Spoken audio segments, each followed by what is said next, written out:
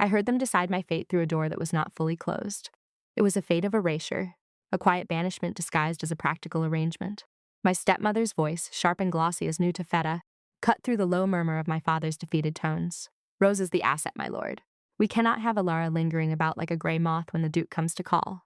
Her solemnity will curdle the entire enterprise. An asset. My sister, with her sunshine hair and laughter like wind chimes, was an asset to be leveraged. And I, with my plain face and my preference for books over beaux, was a liability. A moth to be shooed from the damask curtains before the important guest arrived. My father, a man long since hollowed out by debt and disappointment, offered only a token resistance. The girl has done nothing wrong. His voice was thin, a reedy sound that held no conviction. It was the sound of a man who had already surrendered. Wrong, my stepmother had countered, her voice rising. Her very presence is what is wrong. She is too quiet, too plain, too observant. Men like the Duke of Blackwood do not want to be observed. They want to be charmed. Rose can charm. Alara can only catalogue. I had stood in the dim hallway, my hand on a dusty side table, and felt the truth of her words settle not like a blow, but like a fine cold dust coating everything. I did not charm, I catalogued. I noticed the fraying edge of the carpet, the way my father's signet ring was loose on his thinning finger, the subtle tremor in my stepmother's hand that betrayed the desperation beneath her. Iron will. The solution was the dower cottage at Swallow's End, a place so remote and forgotten it was more a rumor than a property. It sat on the very edge of our failing estate, bordering the vast, impeccably managed lands of the man they sought to ensnare, Duke Alistair Beaumont, the Duke of Blackwood, a man whose name was a legend in the county, a figure of immense wealth and severe, unbreachable solitude. He had lost his wife a decade prior, and had, by all accounts, turned to stone. He was a prize, they whispered, but a cold and dangerous one. Sending me to the cottage was a strategic move, an act of social housekeeping. I was the clutter to be cleared away. And so I was dispatched with a single trunk and the company of Mrs. Gable, a housekeeper whose loyalty to my late mother had curdled into a permanent state of disapproving silence where my stepmother was concerned. The cottage was worse than I had imagined. It was a study in damp and decay, a place where time did not so much pass as pool and stagnate. The stone walls wept a constant slick moisture, and the wind moaned through the ill-fitting window frames, a mournful, incessant complaint. Yet, in its dereliction, I found a strange sort of peace. Here there were no expectations to fail. The crumbling stone and overgrown garden demanded nothing of me but existence. I was no longer a disappointing daughter, a plain sister, a social liability. I was simply a woman in a cold house, with no one to please and no one to disappoint. It was there, on a blustery afternoon in late autumn, that I first saw him. I was attempting a futile repair on the dry stone wall that marked the boundary between our pitiful land and his magnificent estate. A section had collapsed, and I was wrestling with the heavy, moss-slicked stones, my hands raw and my dress smeared with mud. I was not a lady. I was a laborer, engaged in a battle I was destined to lose. I did not hear his approach over the keening of the wind, the thud of a stone as it slipped from my grasp and rolled into the ditch. I only knew he was there when a shadow fell over me, long and sharp and absolute. I looked up, shielding my eyes against the watery sun. He sat astride a horse the color of polished jet, a creature of breathtaking power and grace that seemed an extension of the man himself. The Duke of Blackwood was precisely as the rumors had painted him, severe, imposing, and utterly remote. His face was all sharp angles and unforgiving lines, his eyes a startling pale gray, the color of a winter sky. He was not handsome in the way of the young men who flocked around my sister. His was a beauty forged in austerity, like a landscape carved from granite. He looked down at me, and I felt myself shrink under the weight of his gaze. It was not a glance, not the polite sweep of a gentleman acknowledging a tenant. It was a direct analytical assessment, as if he were measuring the depth of a river or the quality of a piece of timber. "This is Vance land," he stated. His voice was deep, devoid of warmth, a simple declaration of fact. "It is, your grace," I managed, my own voice thin and carried away by the wind. I tried to curtsy, a clumsy, absurd gesture given my position half in a ditch, my hands covered in grime. He ignored the attempt. His gaze moved from my mud-streaked face to the pile of collapsed stones, then back to me. There was no judgment in his expression, no disdain, only that same unnerving, focused attention. "The wall is your father's responsibility." Another fact delivered without inflection. I felt a flicker of defiance rise through my embarrassment. "My father has many responsibilities, your grace. This one seems to have fallen to the bottom of the list." A sliver of silence stretched between us. I expected a rebuke, a cold dismissal. Instead, the corner of his mouth tilted, a fractional movement that was not quite a smile, but something that acknowledged my impertinence. "Indeed," he said, the single word resonating with a dry, unexpected irony. He looked at me for a moment longer, a long, searching look that seemed to peel back the layers of mud and social invisibility. For the first time in my life, I felt truly seen. Not as a daughter or a sister or a problem, but as the woman I was in that moment, cold, determined, and wrestling with a wall. He gave a curt nod, wheeled his magnificent horse around, and was gone, leaving me with the unsettling feeling that the ground beneath my feet had fundamentally shifted. I did not expect to see him again. He was a duke, I was a forgotten daughter in a derelict cottage. Our worlds had brushed against each other by accident, a brief, anomalous contact. But a week later he returned. He was on foot this time, dressed not for riding but for walking his estate, and he stopped at the mended section of the wall. I had managed, through sheer stubbornness, to rebuild it into a passable if not professional state. I was in the small, tangled garden, attempting to coax some life from a patch of neglected herbs when he spoke. "You have been busy," I stood, wiping my hands on my apron. "It is better to be busy than to be cold, your grace." He walked along the wall, his gloved hand tracing the line of the new stones. "You have a good eye for it. The stones are well seated." It was a simple compliment, but from him it felt like a pronouncement. He turned his gaze to the book I had left on the rickety wooden bench. It was a dog-eared copy of Tusser's 500 Points of Good Husbandry. His eyebrow, a Savi's black line, lifted in surprise. "An unusual choice of reading for a lady. I am in an unusual situation, your grace," I replied, my voice steady. "And it seems to me more useful to understand crop rotation than court gossip when one's roof leaks." That fractional tilt of his lips appeared again. A sound philosophy. He did not linger. The conversation was brief, almost transactional, yet it left an echo in the quiet air of the garden. He had noticed my work, he had noticed my book, he had noticed me. It was a novel and deeply unsettling sensation. 3 days later, the real shock came. A cart bearing the Blackwood crest on its side rumbled up the rutted lane to the cottage. The driver, a grim-faced man who looked as severe as his master, unloaded a staggering quantity of split, seasoned firewood, stacking it neatly against the cottage wall. He then handed me a large, heavy parcel wrapped in brown paper and tied with simple twine. He said nothing, only touched the brim of his hat and departed, Mrs. Gable and I stood on the doorstep, staring at the mountain of wood that promised warmth for the entire winter. Inside the parcel, nestled in tissue paper, was a shawl. It was not a flimsy, fashionable thing of lace, but a thick, generous wrap of dark green wool, soft as a whisper and heavy with warmth. There was no card, no note, no indication of the sender. There did not need to be. I held the shawl against my cheek, the fine wool smelling faintly of cedar and clean air. It was an act of kindness so profound and so unexpected that it brought tears to my eyes. This was not charity, it was a response. He had seen me cold, and he had sent warmth. He had seen my struggle, and he had sent aid. It was a practical, anonymous gesture that felt more intimate than any flowery compliment I had ever received. It was a secret between us, a communication that bypassed words entirely.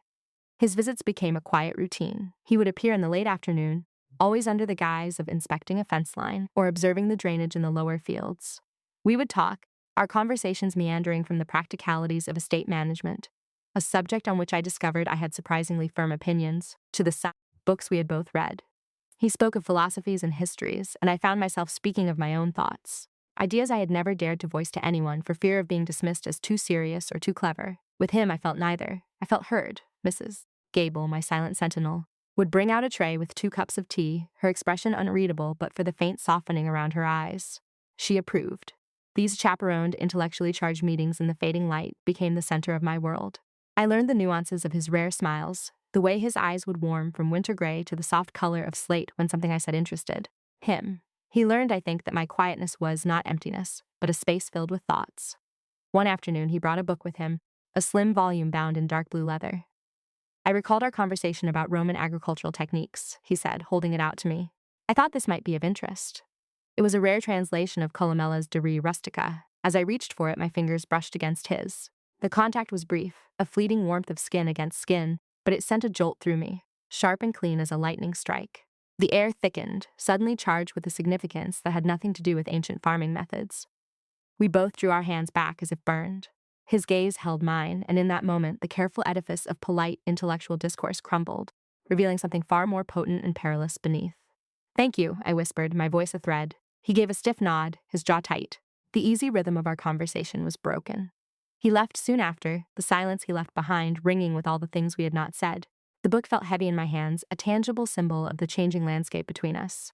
A few days later, as we stood by the stone wall that had been the site of our first meeting, he turned to me, his expression serious. "Miss Vance," he began, then hesitated. "Elara, I find the constant use of formalities between us insufficient." He looked at me, his gray eyes searching my face. "When we are here, alone, I would be grateful if you would call me Alistair." The request was a seismic event. It was a breach of every protocol, a deliberate step across a line I had not even been aware we were approaching. To use his given name was an act of familiarity so profound it stole the breath from my lungs. I felt a blush creep up my neck, a hot tide of panic and pleasure. This was no longer a duke and a neighbor. This was a man and a woman. Alistair, I said, the name feeling foreign and yet perfectly right on my tongue. It was a key turning in a lock I had not known was there, opening a door into a room I had never expected to enter. A slow smile, a true and genuine smile that transformed his severe face into something breathtakingly handsome spread across his lips. And I knew, with a certainty that was both terrifying and exhilarating, that I was irrevocably lost. The letter that shattered my fragile new world arrived on a Tuesday. It was delivered by a courier from my father's solicitor, a crisp, formal envelope that felt cold to the touch. The contents were brutally simple. My father, in a final desperate act to stave off his creditors, had signed over the deed to the entire Swallow's End property, including my cottage, to his primary creditor, the Duke of Blackwood. The agreement, dated from months ago, settled a debt of a magnitude that made me feel faint. Appended to the legal jargon was a more personal, more horrifying clause. The contract would be considered fully satisfied upon the marriage of one of Lord Vance's daughters to a party of the Duke's, choosing should he find himself so inclined. I read the words again and again, but they would not change. The paper felt like ice, freezing my blood, my heart, my very thoughts. Every kindness, every conversation, every shared look was instantly, poisonously recontextualized. He was not a man discovering a kindred spirit. He was a landlord surveying his property. The firewood, the shawl, the books, were they gifts, or were they merely improvements to his new acquisition? I was the cottage's most interesting feature, a quaint local specimen he had been examining before taking possession. The shame of it was a physical thing, a hot, acrid taste in the back of my throat. My stepmother had called me an asset to be catalogued, and it seemed the Duke had taken her at her word. I felt a fool, a naive, romantic fool who had mistaken a predator's calculated patience for genuine interest. My carefully constructed peace, my small island of self-worth, was submerged in a tidal wave of humiliation. I'd allowed myself to believe I was being seen, when all along I was merely being appraised. He arrived the next afternoon, his familiar tall figure striding down the lane. But today, he was not Alistair, the man with whom I discussed Roman philosophers. He was the Duke of Blackwood, my new landlord, the man who held my family's ruin in the palm of his hand. I met him at the door, the letter clutched in my fist. I did not invite him in. "Your Grace," I said, my voice as cold and brittle as a pane of frosted glass, "I believe congratulations are in order. You have acquired a new property." He stopped, his expression clouding with confusion at my tone. He saw the letter in my hand, and a look of profound regret, of deep, weary understanding settled on his face. "Alara, you must allow me to explain." "Explain what?" I asked, my voice shaking with a fury I had not known I possessed. "That your visits were merely inspections? That your kindness was an investment in your new tenant? I must thank you for the firewood, Your Grace. It is good to know your assets are well maintained." The words were acid, meant to burn, and I saw by the tightening of his jaw that they had found their mark. "That is not what it was," he said, his voice low and intense. "The debt is an old one, inherited from my father. I came here to see the land, to assess the ruin that Vance has made of it. That was all it was meant to be. A matter of business." He took a step closer, his gray eyes pleading with me. "Everything else, you were a catastrophe I did not plan for." "A catastrophe?" The word was a slap. "Yes," he insisted, his voice raw. "A glorious, magnificent catastrophe that has dismantled every plan I've ever made. Do you think I wanted this? To find a woman of intelligence and strength and quiet courage on a piece of land I was about to foreclose on? To realize that the highlight of my days, of my years, had become a conversation about a crumbling wall?" He ran a hand through his hair, a gesture of pure frustration. "The business with your father was a mess I was trying to untangle. You were a complication that made everything infinitely more difficult and infinitely more important." My anger began to waver, pierced by the startling sincerity in his voice. He reached into his coat and pulled out a sheaf of papers, tied with a solicitor's ribbon. "I had these drawn up 3 weeks ago," he said, pressing them into my free hand. "Long before your father's letter reached you." My hands trembled as I untied the ribbon. The first document was a deed of gift, transferring ownership of the Swallow's End cottage and its surrounding 50 acres to one Miss Alara Vance, to be her sole and independent property. The second was a legal agreement, placing the main Vance estate into a protected trust, the income from which would form a generous dowry for my sister Rose. The final document was a simple note of settled account, declaring all debts between the estate of Lord Vance and the Duke of Blackwood to be forgiven and nullified. I stared at the papers, the ink blurring through a sudden film of tears. He had not come to possess. He had come to liberate. He had seen the trap I was in, the precariousness of my entire family's position, and he had quietly, methodically, set about freeing me from it. "I did not want you to be beholden to me, or to anyone," he said softly. His voice, full of a pain that I now understood, was not for himself, but for me. "I wanted you to be free. I wanted you to have a place that was yours, a home that no one could take from you." I looked up at him, my heart a wild, drumming thing in my chest. The cold fury had melted away, replaced by a wave of emotion so powerful it threatened to overwhelm me. He was not the villain of my story. He was its silent, unexpected hero. My mother, he said, his voice dropping to a near whisper, the Dowager Duchess, has heard rumors of my frequent visits to this part of my estate. She is displeased. She believes my judgment is clouded. He paused, his gaze fixed on mine, intense and unwavering. She warned me that a connection with your family and with you would bring ruin upon the Blackwood name. She said a quiet country mouse has no place beside a duke. He took another step, closing the space between us until I could feel the warmth radiating from his body. He gently took the papers from my hand and set them on the table beside us. I told her good. I stared at him, uncomprehending. I said good. Let me be ruined, he repeated, his voice thick with an emotion I could not name. Because I have been numb for years, Alara. Since my wife's death, I have been a caretaker of a title, a manager of an estate, a monument of grief and duty. I have not been a man. I had forgotten what it was to feel anything but the weight of the past. He reached out, his hand hesitating for a moment before his fingers gently touched my cheek, his touch as reverent as a prayer. You have unmade me in this quiet, forgotten corner of the world. You have brought me back to life. I did not know I was in the dark until I saw you wrestling with that wall, shining with a light all your own. His confession was a torrent, washing away the last of my doubts, the last of my fears. He was not offering me security or status. He was offering me the raw, vulnerable truth of his heart. And in that moment, I knew mine was his in return. Alistair, I breathed, and it was not just his name, but an answer, an acceptance, a beginning. Our return to London was a declaration of war. We arrived not as a conquering duke and his provincial prize, but as a united front, an alliance of two quiet souls against a noisy, grasping world. The news of our impending betrothal spread through the ton like wildfire, fanned by my stepmother's outrage and the Dowager Duchess's glacial disapproval. Lady Vance saw her grand design for Rose shattered, her path to social redemption blocked by the very grey moth she had so carelessly swept aside. The confrontation, when it came, was as public and as vicious as she could make it. It happened at the Duchess of Abernathy's annual ball, the glittering apex of the London season. The ballroom was a hothouse of silk and diamonds, of whispered gossip and brittle smiles. I felt 1,000 eyes on me, dissecting my simple gown, my unadorned hair, my quiet demeanor. I was an anomaly, a plain brown sparrow in a cage of peacocks, and they did not know what to make of me. Beside me, Alistair was a pillar of calm, his presence a shield. Lady Vance chose her moment perfectly. There was a lull in the music, a collective pause as guests moved from the dance floor. Her voice, high and carrying, sliced through the genteel murmur. I simply cannot stand by and watch this travesty. That girl, she pointed a jeweled finger directly at me, has ensnared the Duke through the most shameless, immoral means. A shocked silence fell over the ballroom. Every head turned. I felt the blood drain from my face, but Alistair's hand found mine, his grip firm and reassuring. Living alone, unchaperoned, on the very edge of his lands, my stepmother continued, her voice trembling with manufactured indignation. She threw herself at him, a desperate creature with no prospects, trapping a good grieving man in a web of deceit. She has ruined herself, and now she seeks to ruin him. The accusation hung in the air, thick and poisonous. Ruin, the word was meant to be my social death sentence. I could feel the weight of their judgment, the swift, cruel calculation of the crowd. But then I looked at Alistair, and I saw no doubt in his eyes. Only a calm, cold fury. He stepped forward slightly, drawing every eye. He did not raise his voice. He did not need to. Lady Vance, he began, his tone freezing the very air. Your concern for my welfare is touching if entirely misplaced. From his inner pocket, he produced a slim portfolio of documents.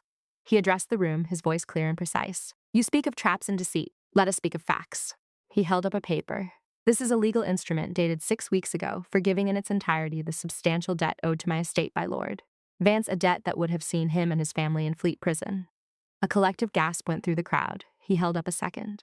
This is the deed to the cottage Miss Vance occupies, gifted to her by me, making her a woman of independent property, entirely free of any obligation to me or her father. He paused, letting the weight of his words sink in. And this, he said, his voice softening as he turned to look at me, is the special license for my marriage to Miss Alara Vance, a woman whose intelligence, integrity, and character are worth more than all the estates in England combined. The victory was absolute, the evidence irrefutable. But it was not yet complete. This was my battle, too. I took a step forward, my fear gone, replaced by a strange, quiet calm. I looked at my stepmother, at the woman who had spent years making me feel invisible. And for the first time, I saw her clearly. I saw the desperation behind the cruelty, the terror of a woman whose only currency was social standing. And I pitied her. You have only ever seen value in what can be sold, Lady Vance, I said, my voice not loud, but clear enough to carry in the ringing silence. My father's name, my sister's beauty, my own compliance. You built your world on a foundation of transactions, but some things, like kindness and respect, have a worth you cannot calculate. I held her gaze, no longer the frightened moth, but a woman standing in her own light. And I will not be sold. The defeat was total. My father, his face ashen with shame, took his wife's arm and practically dragged her from the room. A murmur went through the crowd, a shifting of allegiances, a recognition of a truth that had been laid bare. Alistair's mother, the Dowager Duchess, stood near a marble column, her face a mask of stone. But I saw her give the slightest, most infinitesimal nod of acknowledgement. It was not approval, not yet, but it was respect. Later that night, in the quiet sanctuary of Alistair's library, the world fell away. The scent of old paper and beeswax filled the air, a comforting perfume. Long, slanted ribbons of moonlight cut through the tall windows, illuminating dust motes dancing in the still air. He stood before the cold fireplace, watching me, his gray eyes soft in the dim light. "You were magnificent," he said, his voice full of a quiet awe. "I was terrified," I confessed. "Courage is not the absence of fear," he countered, closing the distance between us. "It is acting in spite of it." He took my hands and his thumb stroking the backs of my knuckles. Tonight, they did not see a plain girl or a quiet mouse. They saw the woman I see, a queen. He lowered his head and his lips met mine. It was not a kiss of frantic passion or desperate relief. It was a kiss of homecoming. It was slow and deep and shaking. A silent vow that spoke of quiet mornings and shared books, of tangled gardens and mended walls. It was the sealing of a promise that we would build a world of our own, a place where our true worth was the only currency that mattered. It was the end of my solitude and the beginning of everything. 6 months later, I stood on a ridge overlooking Blackwood Manor, my husband's arm securely around my waist. The autumn air was crisp, carrying the scent of wood smoke and damp earth. The sprawling stone house below was no longer an intimidating fortress, but a home, its windows glowing with a warm, welcoming light. Our home. My quiet observations were no longer catalogued in silence. They were now sought after advice on the running of the estate. My love for books had resulted in the complete reorganization of the vast library, a project Alistair had called my first and most glorious decree as Duchess. My sister Rose, her dowry secure, was happily betrothed to a kind-hearted baron who adored her for her laughter and not her connections. She had visited us last week, marveling at the change in me. "You seem taller, Alara," she had said, and I knew she did not mean in stature. Alistair drew the woolen shawl, the same dark green one that had been his first secret kindness, more tightly around my shoulders. "What are you thinking about?" he asked, his voice a low rumble against my ear. I leaned my head against his shoulder, watching the last rays of sun paint the sky in shades of rose and gold. "I was thinking about the day my stepmother sent me away," I confessed.